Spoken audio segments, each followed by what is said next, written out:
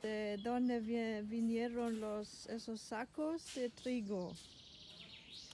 Los sacos de trigo que tenemos en casa. Que estaban en casa y ahora estoy haciendo una obra de arte de eso. Un tapiz. Eran los sacos que normalmente vinieron de...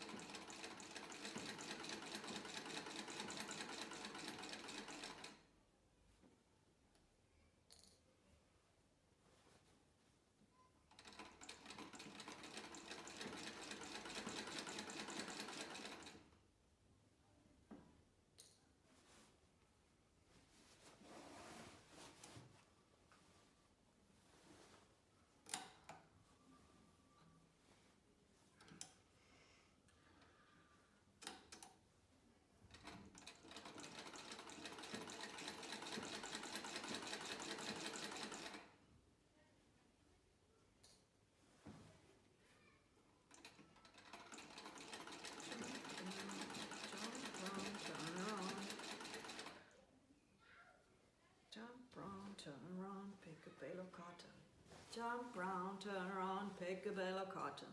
Jump round, turn around, pick a bale of cotton. Pick a bale of hay. Jump down, turn around, pick a bale of cotton. Jump down, turn around, pick a bale of hay.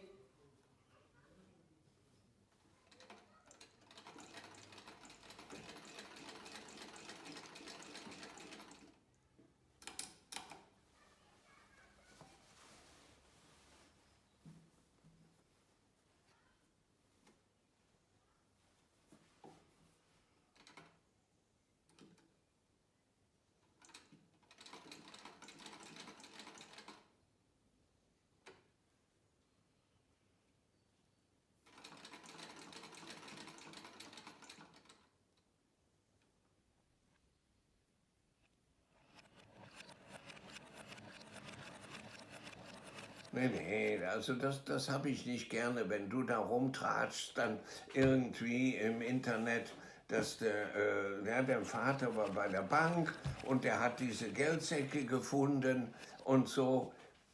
Und das stimmt ja gar nicht dann. Ja, was stimmt denn dann? Was stimmt denn dann? Ich weiß es ja nicht. Ich habe es von jemand wieder anderes, der bei einer anderen Bank war, in den USA. Getauscht? Nein. Auch geschenkt bekommen dort. Na also, und dann ja, braucht man Moment, doch kein aber Geheimnis. nicht bei der hiesigen Bank. Dann braucht man doch kein Geheimnis. Na, aber trotzdem, das kann ja irgendwie in die falschen Gleise gekommen. Hä? Ja. Was bringen denn leere Stoffsäcke jemandem zu wissen? Ja, nee, ist schon gut. So eine Information? Komm, lass es. Gehen wir lieber. Que normalmente vinieron de Estados Unidos. Los sacos de mal pasado. No. Los sacos de mal. Was was de ni casa de ese mal. ¿Qué? ¿De dónde vinieron? De Estados Unidos, pues que vinieron con harina, con productos que mandaban. A Bolivia. A Bolivia o se producían también allá. No, pero yo creo que esos especialmente eran los que teníamos de las cosas que comprábamos de los mineros. Ya, pero dice también un kilo de azúcar. Sí, el azúcar era del ingenio de la Bélgica que había que hay todavía en Santa Cruz, que fueron unos belgas que vinieron a instalar eso y empezaron a producir el azúcar blanca, que no era tan blanca como la americana, pero que era azúcar boliviana. ¿No? Y los otros de harina de trigo eran también, si no recuerdo mal, de los que de la harina que se iba a comprar al molino que habían 2 o 3 molinos de harina en Potosí, pero no recuerdo el nombre, ya nadie recuerda, era de no sé, vinieron en granos. En granos. Bueno, se cultiva en el valle todavía crece trigo, ¿no? Trigo, cebada. Y vinieron en grano y ustedes le llevaban allí y a moler. No, íbamos al molino a comprar un saco de harina. Simplemente, ellos tenían ya los granos de algún lado. Ajá, ok. ¿No? Ya. Por eso. Como es siempre. De los productores, de alguna forma, que estaban ahí. Una mosca. Ahí estaba. Oh my gosh, darling, the bottle. We didn't drink anything at all. Aquí está. Man. ¿Y cómo se llama? ¿Me querías explicar cómo es un saco que tiene cuántas arrobas? No, en esos sacos, es que íbamos, yo iba con la Merchel, nuestra empleada, esa empleada que teníamos en la casa tan bonita. Yeah. ¿No? Y tenía un enamorado que le perseguía como loco. Y bueno, íbamos con ella al molino a recoger la harina. Y ella en persona traía el saco, el quintal, ¿no? ¿Y el quintal, cuánto es? El quintal tiene 4 arrobas. Y la arroba tiene 25 libras. Y la libra tiene 454 gramos. Es la libra americana de peso, ¿no? Y siempre en el mercado, en Potosí, se compraba todo así, siempre por arrobas, cuartillas. Bueno, la cuartilla también es un cuarto de la arroba, ¿no? Yeah. Y eso, para ir a comprar a veces una cuartilla de habas o de papas, Yeah. ¿no? Es una cosa que se podía llevar en una bolsa bien. Yeah. Y no costaba mucho tampoco, Yeah. suficiente. Yeah. Y me acuerdo en los mercados siempre tenían esos como de metal, como unas cucharas, ¿no? Pero contenedores, pero abiertos para... Para poner las cosas, pues siempre. Yeah. Sí. Porque se ve, no sé, ahora con lo de la pandemia y eso, yo creo que ha cambiado todo eso mucho, ¿no? Porque antes siempre se compraba todo abierto, en bolsa, inclusive envuelto en periódico, ¿no? O la carne también estaba abierto todo. Sí, la carne estaba colgando ahí en el mercado. Siempre. Sí, por eso cuando los turistas alemanes fueron a ver, casi Let's go. empezaron a vomitar. Con el olor y eso, y las moscas y todo, no estaban acostumbrados, ¿no? Pero un momento. Se hace cocer todo. Un momento. Se hace cocer, se fríe. Sí, no pasa nada. No pasó nada. nada antes. No. Yeah. ¿Y puedes decir algo a esos sacos de dinero que... Esos son de tu papá. Ok. Heredamos. Lo heredé. Sí. Okay. Los heredaste, sí. De esa forma. Porque es que, bueno, como traían ahí las monedas de diferentes países, diferentes partes, llevaban al banco ahí a depositar, entonces no sabían qué hacer. Un momento. No sabían qué hacer con eso, ¿no? Creo que mi teoría es de que producían entonces de plástico, de poliéster, los sacos, después. No, después se ha acabado ese transporte de monedas. Ha sido un cierto tiempo solamente y eso creo que ha acabado ahí en los 70 80, algo por ahí, y nada más.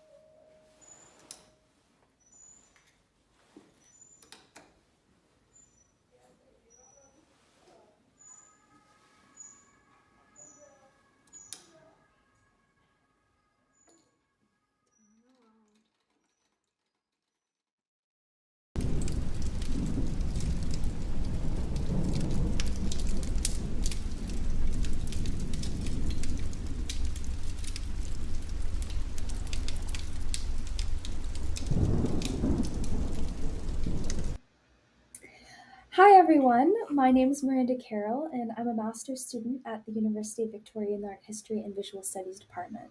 My home is the traditional territories of the Erie, Neutral, Huron-Wendat, Haudenosaunee, and Mississaugas in Hamilton, Ontario, and I have the great fortune to be working, living, and learning on the Lekwungen territory here in Victoria at the University of Victoria.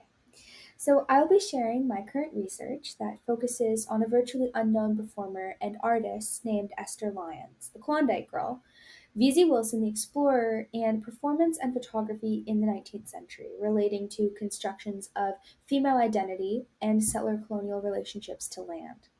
Before I begin, I would like to thank Pascal Ricard, one of my classmates, for inviting me to speak today at the Summer Festival celebrating rebirth, transformation, and women in experimental art. Esther Lyons performed shows and wrote a series of articles about her ostensible travels to the Klondike, known today as the Yukon, during the Klondike Gold Rush in the late 19th century. She claims to have traveled to the region in 1894, 2 years before gold was discovered.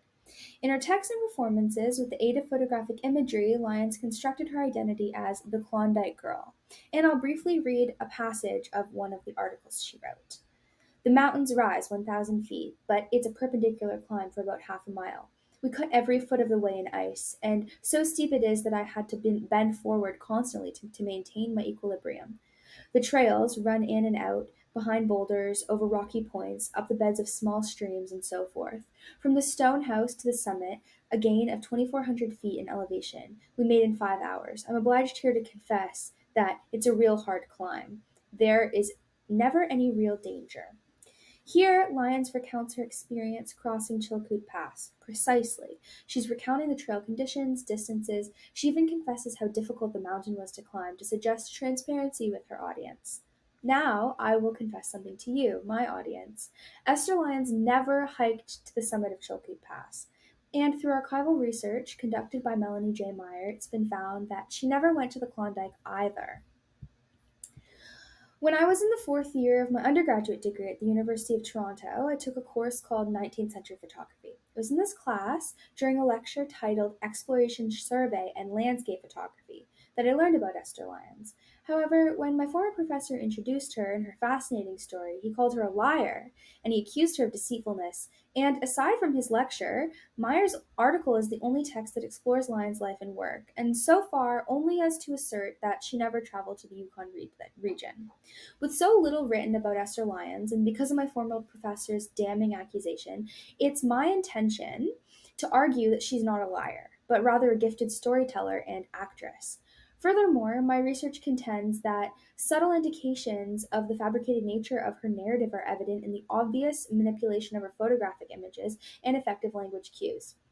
Lyons intermingles different modes of understanding and creates works that are simultaneously factual and artistic, narrative and documentary. Esther Lyons, the Klondike Girl, was more than a fraud. She's a key example of a woman who, through dynamism and the leveraging of social excitement, creates independence and autonomy for herself. Furthermore, I hope to question the nature of exploration survey and landscape photography altogether within the study of 19th century photography.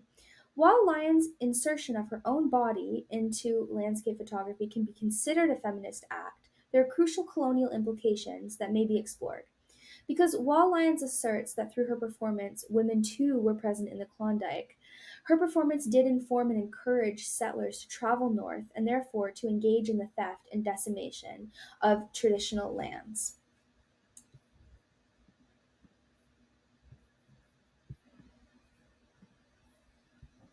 My research consists of mostly primary research. Central to this research are many newspaper articles written by and about Esther Lyons, as well as texts by photographer and adventurer V.Z. Wilson that informed her work. However, this presentation I'll focus on two archival sources. So on the left is one of several articles in Leslie's Weekly Illustrated newspaper, from which I've already read you an excerpt, and on the right is a flyer advertising Lyons' performance at Carnegie Hall during the week of February 28, 1898. Each of these texts provides insight into the ways in which Lyons constructs her identity through rhetorical devices in writing, photographic manipulation, and performance. So who is Esther Lyons? Lyons was born on September 11th, 1864 in New York City, and she's the daughter of Mary Lyons and Simon Goldstein. After growing up in Philadelphia, she moved to Chicago, and in 1881, at the age of 17, she began to work as a teacher. However, Lyons never really became a full teacher because she started her career as a professional actress, performing in many shows. She quickly became well known. She traveled across the United States, Western Canada, working with many directors and companies, including James M. Hill, her own theater producer husband, Eugene C. Robinson, boxer turned actor John L. Sullivan, and director Alexander Cellini, to name a few. Lyons performed in Portland, Oregon in 1990, toured with the Sullivan Company across the Pacific Northwest, doing shows in British Columbia, Northern California, Washington, and Oregon in 1891, and worked as a key actress at the Victoria Stock Company in 1892. As an actress, she moved around the country under the direction and control of male directors. However, while Lyons' itinerant life as an actress didn't change when she developed her famous role as the Klondike Girl, she did attain a new artistic agency. In this role, Lyons became the director and lead of her own show and attained freedom and fame apart from male directors under whom she had previously worked. Now, the next character in the story. Who is VZ Wilson? So, Lyons' Klondike Girl persona would not have been possible without VZ Wilson's long journey to the Yukon. Wilson was an electrical engineer turned journalist, and in the spring of 1894 began his trip along the west coast of British Columbia to the panhandle of Alaska, into the northern end of the inside of Passage of Juneau, then to a 35-mile trail over the coastal mountains through the Chilkoot Pass to the headwaters of the Yukon River, finally ending at the mouth of the Yukon on the west coast of Alaska at Norton Sound. After the long journey, Wilson wrote Guide to the Yukon Goldfields, Where Are They and How to Reach Them?, published in Seattle on January 5, 1895. In this book, Wilson recounts the details of his 1894 tour of the Klondike. He explains that it's one of the first journalistic tours of the region, and that he brought a large format camera with glass plates. The photos he took were some of the first recordings of the Klondike region, and when the gold rush boomed 2 years after his trip, newspapers would often use his photographs to illustrate their articles about the region, bringing him a certain amount of fame. However, Wilson never came to know this fame because he died in 1895 of typhoid fever, shortly after his return. And I'll mention that in her article, Meyer states that Esther Lyons and VZ Wilson met while working at the Chicago Tribune in 1890. However, I've not seen any archival documentation to support this claim, and I understand that Lyons was acting in Portland, Oregon in 1890. So as I further my research, I'll try to better understand the connection between these two figures. I think it's essential to provide a little bit of background on the gold rush. So here's an image that Wilson took on his tour, and it can give you an idea of what the sluices, the commonly used mining apparatus, looked like. The second image I chose because it was taken up island in Alert Bay. I chose to show the image as it asserts both indigenous presence on the land and connects my research to the land we're working and studying on now. Socially and economically, there's a lot going on in the United States at the end of the 19th century. Most notably, the United States is in the midst of a recession. So you can understand the universal excitement that Americans must have felt when in 1896, several prospectors in the Yukon struck gold. The Klondike Gold Rush took place in the Yukon Territory, Canada, beginning 1897 until 1901, when the accessible gold had been mined. In August 1896, Kish and Ka Gox of the Tagus First Nation and their brother-in-law George Carmack found gold at Rabbit Creek. As the news spread across the continent, an estimated 400,000 people went to the territory in the hopes of getting rich, or for some surviving the current economic recession. Soon, Dawson City became the largest town north of Seattle, with between 16,000 and 30,000 people in 1898. However, while the promise of gold was exhilarating and the rush had become synonymous with the squandered dreams of environmental destruction, many of the people who traveled to the Yukon did so with very little preparation or skills required to survive the harsh northern climate. Tragically, the gold rush gave way to tremendous environmental destruction, including high soil erosion, water contamination, deforestation, and the extinction of native wildlife. Further, the influx of travelers brought disease to the indigenous populations and destroyed fishing and hunting grounds. Lyons herself can be implicated in the rush, as she profited from the public interest in the region and promoted adventures in her performances and articles. Leslie's Illustrated newspaper was founded in 1855 by Frank Leslie and is one of the first newspapers to add photographs and illustrations as a means of engaging and attracting public attention. In her article titled An American Girl's Trip to the Klondike from this publication, Lyons claims to have explored the Yukon River Basin with V.Z. Wilson in 1894. But we now know that Lyons was not in fact on this trip. In her writing, critical elements such as discrepancies of the trip are incorrect. For example, Lyons writes of meeting dejected gold miners at sheep camp at Chilkoot Pass, but the tour arrives in the pass in 1894 before the gold rush, meaning that this scene would not have been possible until 1897. Then later in the same article, Lyons misrepresents the location of a river. Furthermore, Wilson took detailed notes of his travels, and his hotel records and travel log likewise indicates that Lyons was not present on the voyage. Through careful archival work, it's been discovered that Lyons was acting in a play in Portland, Oregon, then in Michigan, and later in Ohio during the spring of 1894 when the trip took place. Lyons describes the trip with precise detail in Leslie's Weekly, however. Creative elements of her narrative are evident in the final sentence of this article. Lyons writes, "The melody still rose on the calm night air," and concludes by saying, "The much talked of, much dreaded, and now the reality, the Yukon mosquito." It's here that the audience is given a clue to the constructed nature of the piece as a work of mere fiction. While she includes specific information found in V.Z. Wilson's book, she also includes hyperbole and elements of storytelling by using music imagery to describe the mosquitoes. This is one of the many ways that Lyons indicates to her audience the partial fiction that underlies her writing and performances. Here is an image from the first page of her story that we just looked at. We can see that the images of herself that she shows on Chilkoot Pass are manipulated. There are many indications as to the fabricated nature of Lyons' imagery, but I was not certain until I came across the leftmost photograph in V.Z. Wilson's book, Glimpses of Alaska. On the screen, I have an image taken and copyrighted by V.Z. Wilson, 1895, and the same image with Lyons' portrait inserted and copyrighted to her in 1897. Given what I know of Lyons' story, it's not difficult to discern that the right-hand image is manipulated. Once again, Lyons blends the fictional and the real through the insertion of herself in costume into these very real photographs of Wilson's Klondike expedition. The fabricated nature of Lyons' images cannot be denied, but it's essential to understand that they represent something deeper than deceit, and that they stand as a narrative tool and ways into real stories of Klondike exploration. In this way, Lyons' work proves that photographs can be simultaneously representations of the real and representations of the fictional. I will briefly divert to show you a short passion project that I've undertaken. I do a lot of backcountry hiking, which involves route planning, and because of this, I wondered if it would be possible to find where Lyons' Summit of Chilkoot Pass image was taken and to get a sense of the journey she claimed to have taken, to understand scale of the image, and because I want to go on that hike one day too. So here I have the Summit of Chilkoot Pass photograph that Lyon frequently used on the right. And in the middle, I've found what seems to be the pass she's standing in front of. Then the image on the far left, I used Gaia to measure approximately the elevation and distance of the slope in the background of the image. According to this topographic map, the peak to the back left of Lyons is 1,287 meters tall. And she's about 1/3 of its height, making her approximately 429 meters tall in the photograph.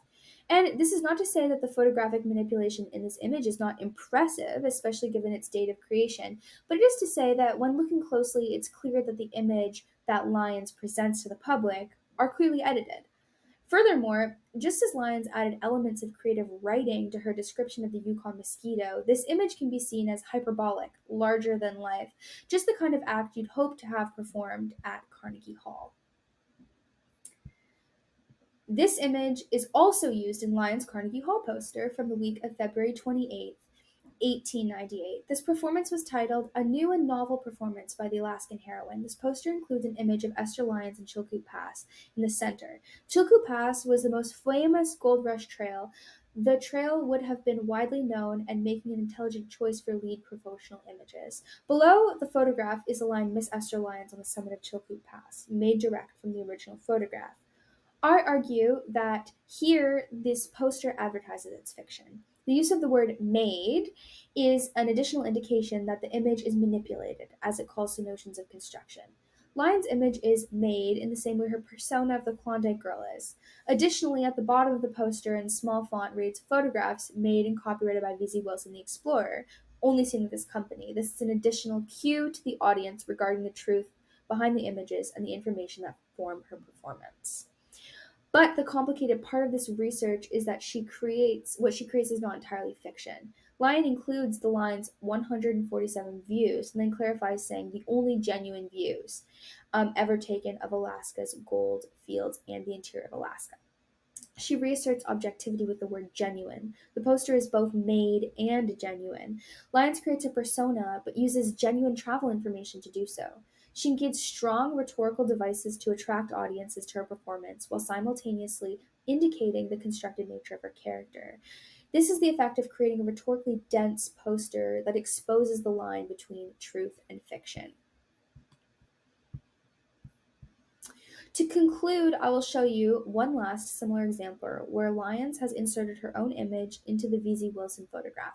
Here you can see that Lyons has very obviously placed herself on this raft. In creating these images, presentations, and articles, Lyons leverages the frenzy of the gold rush to create a stage character for herself, thereby attaining autonomy as a performer, no longer required to be working under the direction of a male director. While not aligned with the actual women of the Klondike who made their way to places like Dawson City, Lyons becomes a continental woman of the Klondike who used the dynamism of social excitement surrounding the gold rush to create independence and autonomy for herself. Furthermore, the retroactive insertion of her image into the photograph, and then through her stage performance, she brings V.Z. Wilson's writing into the present tense and first person. She inserts her body into the past, altering what was, and embodies stories shaping the future, transforming the landscape with the insertion of her female body. Philosopher Susan Sontag asserts that photographs contain traces of reality that get transposed onto a physical surface. Photographic images produced by the camera are indexes pointing to something real and experienced, meaning that truth is built into the medium at the level of its mechanics. Lyon's expert use of photography collapses temporal and physical space as she places her body in the Klondike. In these images, Lyons is in the Klondike even though she never was. In many ways, this type of manipulation is a magical rupture of time and space, where art, in the form of photographic manipulation, undergo a process of transformation. My work on this project is ongoing, and I thank you all for listening today as I work toward the next step in my research. I hope to uncover more about Lyon's story as it indicates that truth and art do not stand in opposition with one another, but rather intermingle to form new kinds of understanding that have the potential to be factual and artistic, and narrative and documentary simultaneously. Thank you.